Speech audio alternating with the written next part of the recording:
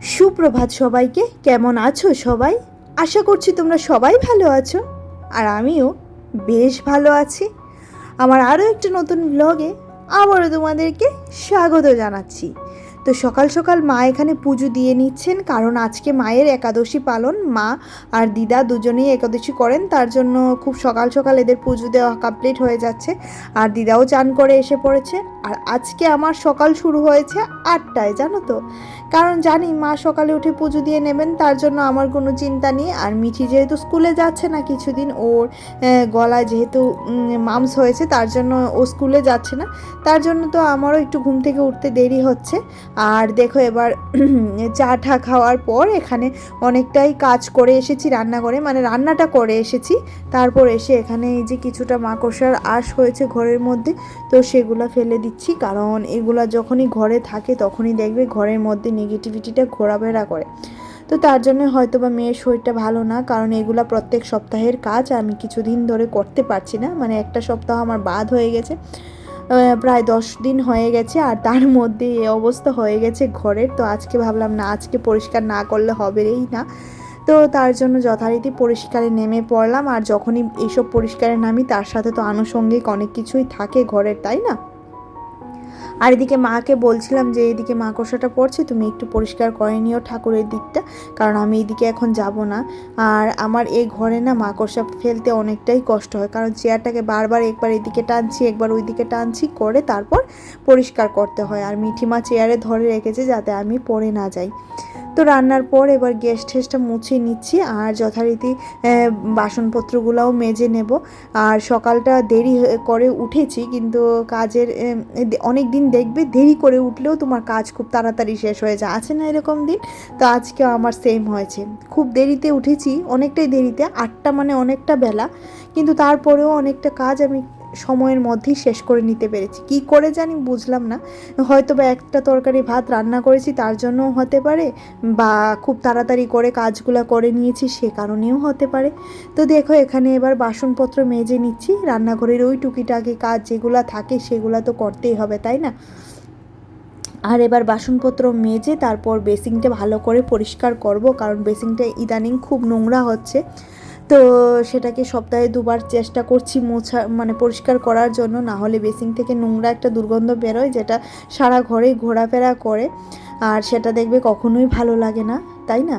আর যখনই সময় পাচ্ছি তখনই বেসিনটা পরিষ্কার করার চেষ্টা করছি, কারণ প্রত্যেকটা কাজকে আমি এনজয় করে করার চেষ্টা করি। যখনই কাজের মধ্যে বোরিংনেস চলে আসবে তখন আর কাজটাকে মজা করে যখন করব না, তখন কাজের প্রতি বিরক্তি ভাবটা আসবে অনেকটাই, তাই না? তার জন্য আমি যতটুকু পারি নিজের মনের মতো নিজের মর্জি মতো ভালো করে সুন্দর করে করার চেষ্টা করি।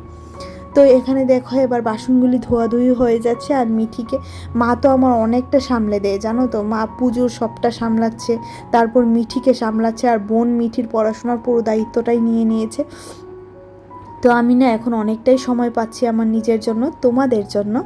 আর তারপরেও আমি অনেকটাই মানে একদম কুঁড়ে হয়ে গেছি, জানো তো, মা আসার পর। যখন তখন বিছানায় গিয়ে শুয়ে পড়ছি, ঘুমিয়ে পড়ছি, মাকে দেখলে মনে হয় এমনই হয়, তাই না? তো যেটা বলছিলাম, অনেকটা দেরি করে উঠেছি, তারপরেও আমার কাজ অনেকটাই শেষ হয়ে গেছে। আর আজকে অনেকগুলি কাজ করব, যে কাজগুলি সানডেতে করার ছিল বাট সানডেতে করতে পারিনি। আর আজকে তার মধ্যে সবচেয়ে বড় কাজ হচ্ছে বাথরুম পরিষ্কার করব, সেটা হচ্ছে সবচেয়ে বড় কাজ। তার মানে তো বুঝতেই পারছো, স্নান করতে গেলে 1.5 ঘন্টার মতো সময় আজকে আমার লাগবে, কারণ বাথরুম টাথরুম সব কিছু পরিষ্কার করে তারপর স্নান ধান করে ঘরে আসবো। আর মা তো সকালের পুজো দুপুরের পুজো সবই দিয়ে দিয়েছেন। মিঠিকে স্নান করিয়ে বাথরুম থেকে ঘরে পাঠানো হয়েছে, মা ওর চুল টুল সব একদম জল মানে একদম মুছে টুছে পরিষ্কার করে দিয়েছে। তো দেখো এখানে এবার বেসিনটাও ভালো করে আমার মাঝামাঝি হয়ে গেছে। আর আজকে কাজ বাজ বলতে রান্নাঘরে টুকিটাকি কাজগুলাই তোমাদের সাথে শেয়ার করলাম। আর যেহেতু আমরা ডেইলি লাইফস্টাইল শেয়ার করছি, সেহেতু তোমাদের সাথে তো এইগুলো শেয়ার করতেই হবে, এছাড়া তো আর কিছুই করার নেই। জানি তোমরাও হয়তো বা ভালোবাসো না, বা যদি ভালোবাসতে তাহলে তো ভালো ভালো কমেন্ট অবশ্যই করতে, তাই না? মুষ্টিমেয় কিছু লোক, মানে কিছু মানুষ ছাড়া তো আর কেউই সেরকম আমাকে কমেন্ট করছো না যে তোমাদের কি ভালো লাগছে কি ভালো না লাগছে, সেটাও তো আমি জানতে পারছি না, তাই না? যদি সেটা জানাতে তাহলে খুবই ভালো হতো। আর আজকে সন্ধ্যার চাটা এদিক দিয়ে খেলাম, মা এদিকে চাটা বানিয়ে দিল। আর এই যে বোন আমাদের তিনজনের জন্য নিয়েছে, আমি, মিঠির পাপা আর বোন। আর এদিকে দেখো মা আর দিদার জন্য নিয়েছে। তো এখানে দেখো আমরা সবাই চা খেয়ে নিচ্ছি। এই যে আমার দিদা খেয়ে নিচ্ছে চা। আর হ্যাঁ, দিদা আছে তার জন্য মানে বেশ ভালো লাগছে, তাই না? কারণ অনেকের ভাগ্যে দেখবি মানে এই মজাটা পাওয়া যায় না, যে ঠাম্মা দিদার আদর। আমি কিন্তু পেয়েছি, আমি আমার দাদুদেরকে দেখিনি, তবে দিদা আর ঠাম্মার আদরটা অনেকটাই বেশি পেয়েছি। শ্বশুরবাড়িতে বিয়ে হয়ে আসার পর ওর ঠাকুমাকে পেয়েছি, মানে আমার ঠাকুমা শাশুড়িকেও পেয়েছি, যেটা খুবই ভালো লাগতো। ঠাকুমা শাশুড়ি আমার চুল খুব ভালো করে বেঁধে দিতেন। আগে তো আমার অনেক বড় চুল ছিল, তো উনি চুলের মধ্যে তেল দিয়ে খুব সুন্দর করে বেঁধে দিতেন। যদি তখন আমি ইউটিউব করতাম, হয়তো বা সেই স্মৃতিগুলিও আমি রাখতে পারতাম, কিন্তু তখন তো আর সেরকম কিছুই ছিল না, তার জন্য পারিনি। আর এই বাচ্চাটা দেখো, এখন ঘড়িতে বাজে সকাল 10টা 15, আর সে খাচ্ছে তরমুজ। আমাকে আবার দেখাচ্ছে আমি দুখানাই খেয়েছি, বেশি খাইনি। বুঝতে পেরেছো তোমরা? এই বাচ্চাটাকে ওষুধ খাইয়ে সুস্থ করে তুলছি, আর সে এখানে বসে তরমুজ খাচ্ছে। মায়ের কাছ থেকে মিথ্যে কথা বলে নিয়ে এসেছে যে ওর পাপা নাকি খাবে। তো মা তো জানে ওর পাপা খাবে না, তার জন্য মা দুখানাই দিয়েছে। এবার ও এসে বসে খাচ্ছে। আর এখানে দেখো রুটি করে নিচ্ছি রাতে খাওয়ার জন্য, যেহেতু মিঠি রাতে রুটি খাচ্ছে এখন ওর মামসটার জন্য। আর আমারও শরীর ব্যথা করছে, তার জন্য আমিও রুটিটাই খাচ্ছি রাত্রে। তো আর আমার বাচ্চা তো রুটি খেতে খুবই ভালোবাসে, মানে মিঠি খুব ভালোবাসে রুটি খেতে, জানো তো।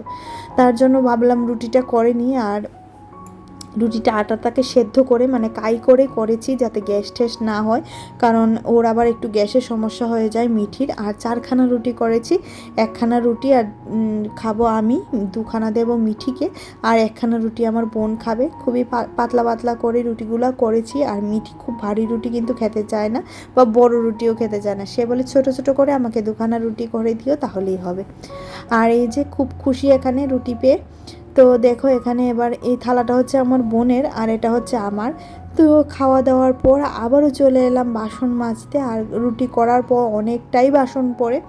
এই যে রুটির তাও, মানে যেটা রুটি করি সেটা, চাটুটা, তারপর রুটির বেলন চাকি, এগুলো তো আছেই, তাই না? তো চলো আজকের মতো কাজবাজ দিয়েই আমার ব্লগটা তাহলে তোমাদের সাথে শেষ করব, কারণ ব্লগে আর দেখানোর মতো আজকে আমার কিছুই নেই। সারাদিনে সেই বাসন মাজাই তোমাদের সাথে শেয়ার করলাম। কি করব বলো তো?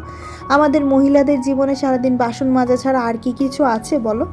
বাসন মাজা, ওই সারাদিন ঝাঁটানাটা বালতি নিয়েই থাকো, আর এই যে বাসন মাজার লুড়ি এইসব নিয়েই থাকো, তাই না? তো চলো আজকের মতো ভিডিওটা তাহলে এখানেই রাখছি। ভিডিওতে যদি তোমাদের কিছু ভালো লাগে লাইক করে দিও, কমেন্ট করে দিও, চ্যানেলটা পারলে সাবস্ক্রাইব করে দিও। আর যারা করে রেখেছো এই কাজগুলি, তাদেরকে তো জানাচ্ছি অসংখ্য ধন্যবাদ। তো ভালো লাগলে চ্যানেলটা অবশ্যই সাবস্ক্রাইব করে দিও। ভালো লাগলেই সাবস্ক্রাইব করো, ভালো না লাগলে স্কিপ করে যেতে পারো, কারণ তোমাদের তো যথারীতি সবগুলো সুইচ অফ করে দিলাম। এবার কৌটোটা দিয়ে দেবো, কালকে সকালে দুধ দেবে। তো চলো tata, bye bye, good night, সবাই ভালো থেকো।